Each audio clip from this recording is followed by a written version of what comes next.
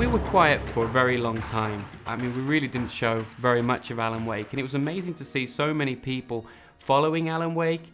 And from our heritage, from Max Payne, we had a lot of fans that were consistently checking out what's new on alanwake.com, writing on the boards, and there's a lot of anticipation and expectations out there. I totally understand the perception that it has taken a long time, but we really wanted this game to fulfill its potential and really meet the expectations of all the fans out there. We've done an endless amount of research on this title, so the background research has been meticulous.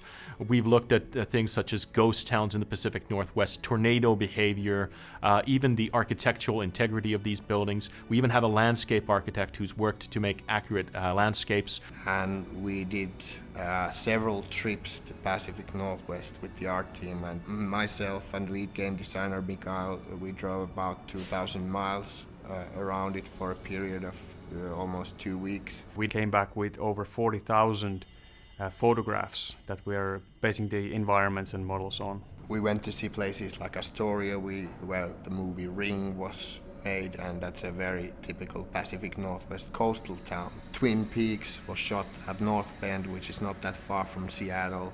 We took a lot of reference material from there to get that small town feel and what it really means. The story has fantastic elements, but it has to have its roots deep in reality. What does a light switch in small town in this part of the world look like? And when you have photographs, you have something where you can make art very much more quickly, and it becomes so much more somehow tangible. We've looked at star maps to make sure that the stellar constellations are correct in the night sky. So there's a lot of intricate detail. Not everybody will realize these individual details, but I think they come together to form a whole package that's just a living, breathing, credible world. One of the most impressive places we went to in Oregon was Crater Lake. I remember the moment when I walked on the edge of the cliff. I wasn't expecting much. I have to say my jaw dropped because the water was so blue, huge, absolutely blue screen blue. This location was the inspiration for Cauldron Lake, which is very pivotal to the story. There even is a lodge on the edge of the Crater Lake, and we have our own version of the Cauldron Lake Lodge. The technical requirements of such a big game mean that there's very few off-the-shelf solutions that you can purchase to achieve the vision of the creative guys. As such, we've needed to build our own tech from the ground up.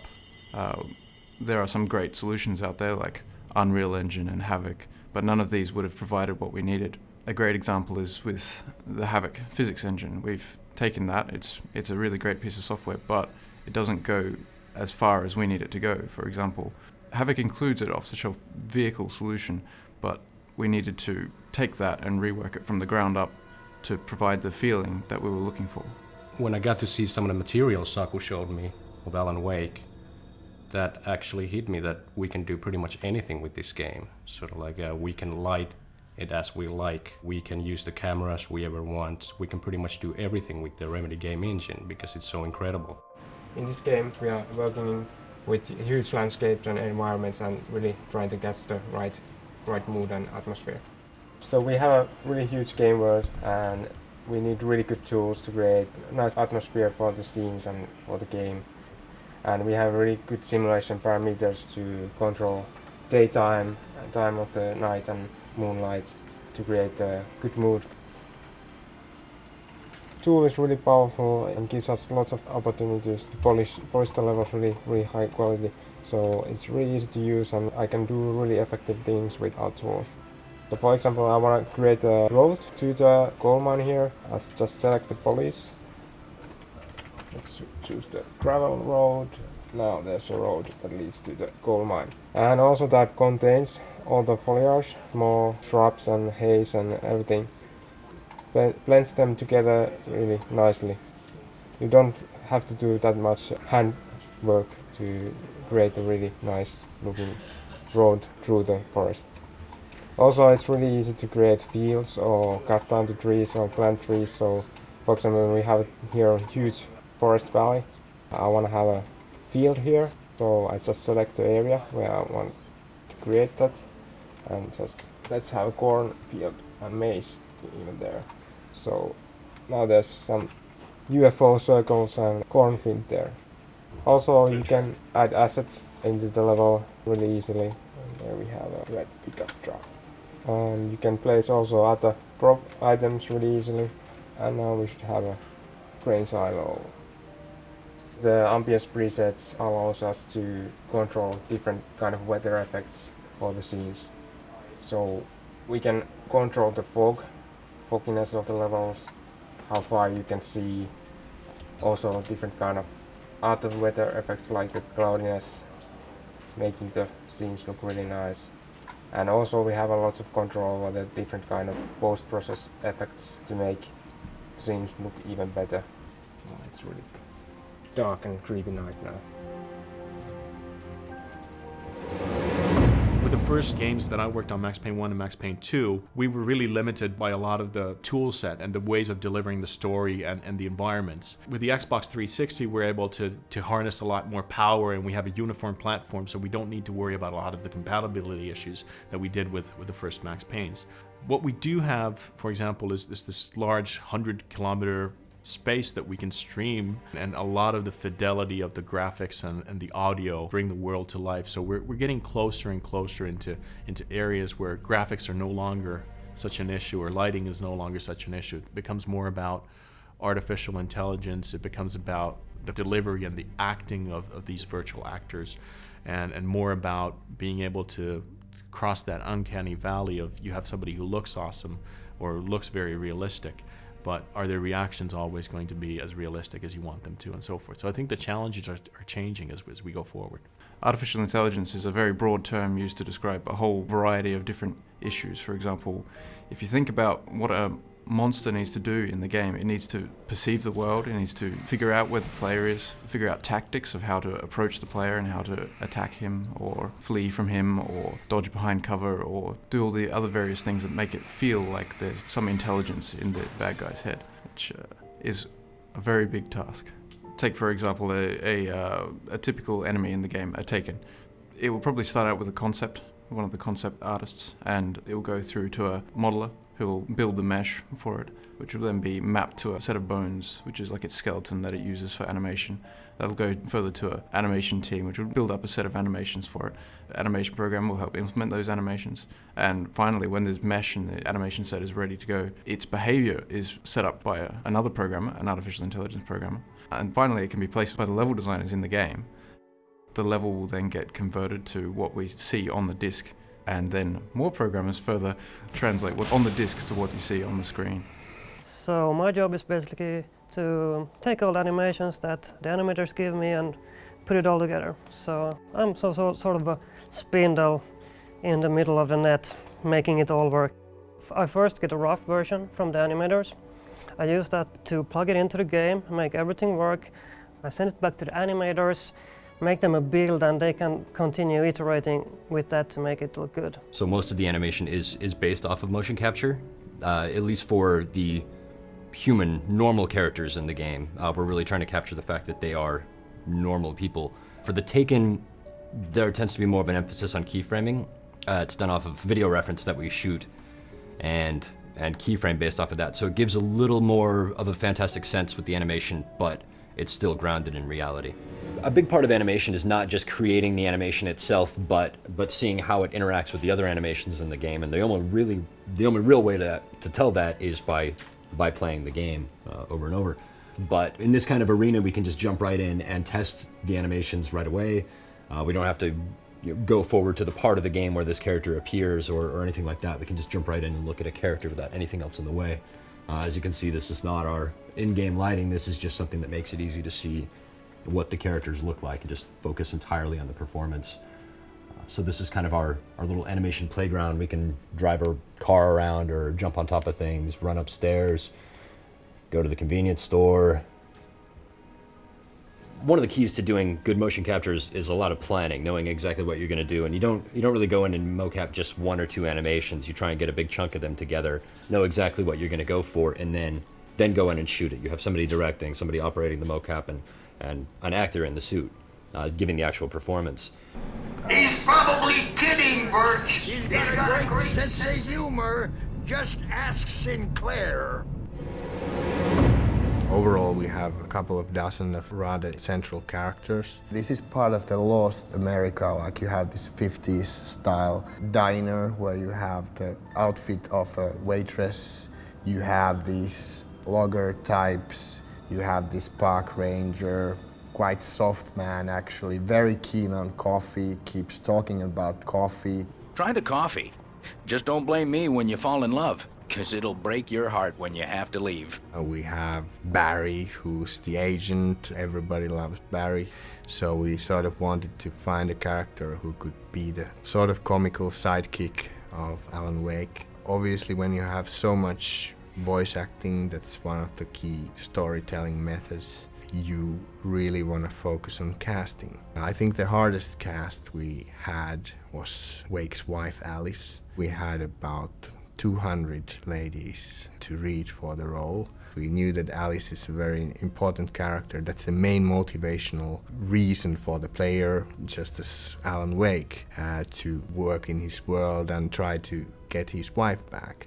So the character needs to be in a very short moment of time, and in the flashbacks which Wake has, all those moments have to be really deliver in order to make people emotionally caring about Alice's well-being. We want to make kind of characters that are more than that just kind of cardboard cutouts or caricatures. We wanted to give them depth, and since Alice doesn't have that much screen time, it's a difficult thing. We wanted to make a strong female lead, and in some ways we saw that out of the couple, she is the stronger one. That's the reason why the New York flashbacks came into the game. We needed to show their relationship and show everyone that she is worth saving.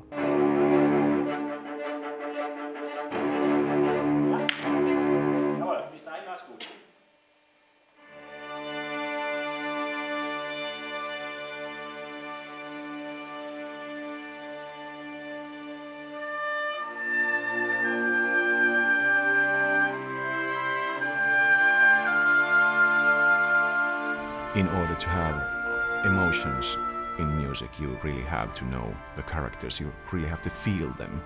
Remedy has made a magnificent job at creating such characters because they have so many features and layers, and they are almost like a, how would I say, polyphonic instrument, because they have not only one color but multiple colors at once.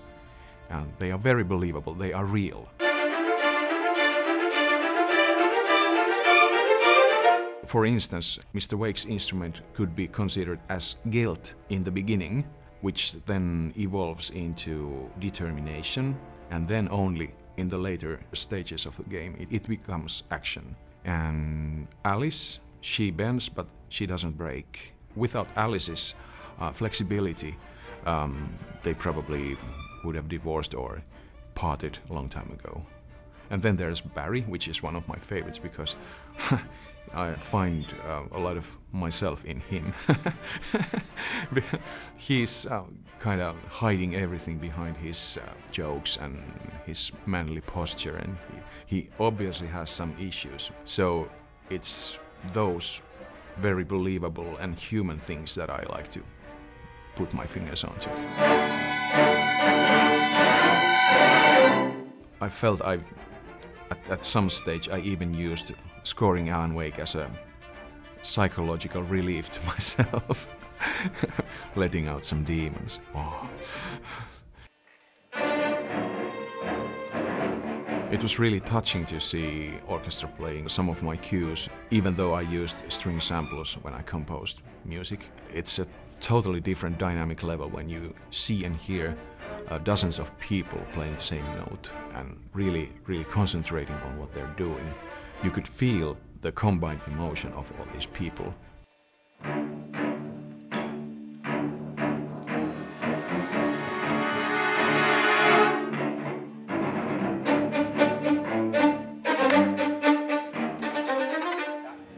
We're using around 1700 sound effects in the game. We have around 1 hour of cinematic for the in-game cutscenes, and I think we're using up to 1500 voiceovers. I have to figure out which kind of sound effects we need in the game.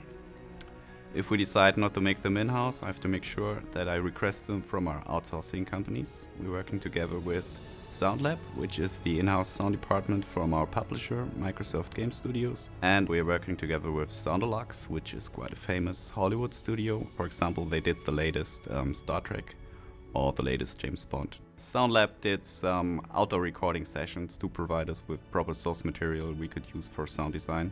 So they sent one of their sound guys to spend a few days in the northwest of North America, in a tent actually, and he recorded some great forest, wind and river sounds, birds, owls, all that stuff that we're using later on to create the ambient tracks for Alan Wake.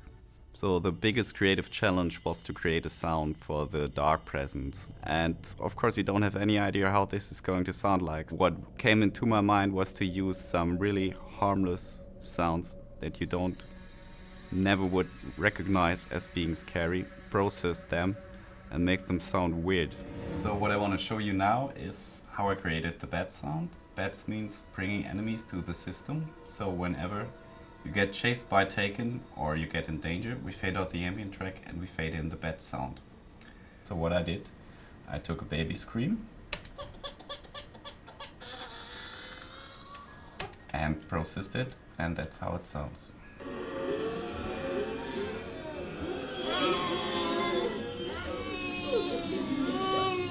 So another one I took is some baby kittens. And after processing them, they sound like this.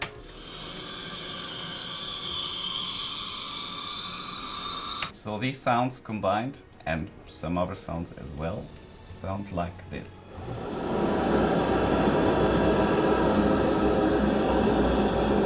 And it sounds like this in-game.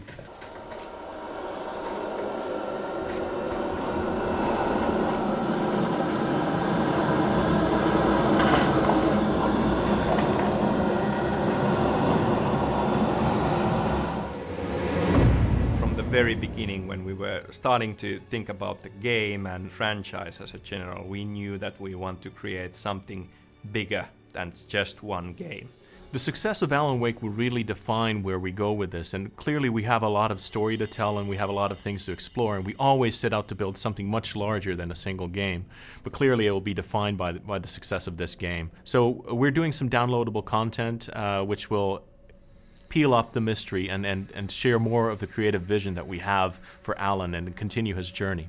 But from the very start, when we started thinking about it, whether we should do it or not, we decided that we don't want to do it just for the sake of it. Not just because everybody else is doing downloadable content, but it has to be something that people will really enjoy. So it's going to be a great bridge between Alan Wake 1 and hopefully what will be Alan Wake 2. And I hope everybody out there will really enjoy it. We like to kind of use pop culture and borrow from pop culture in our games, and the best possible thing, which has already happened with Max Payne, is to have these games become part of that pop culture that other people will find inspiration in and borrow from in their own works.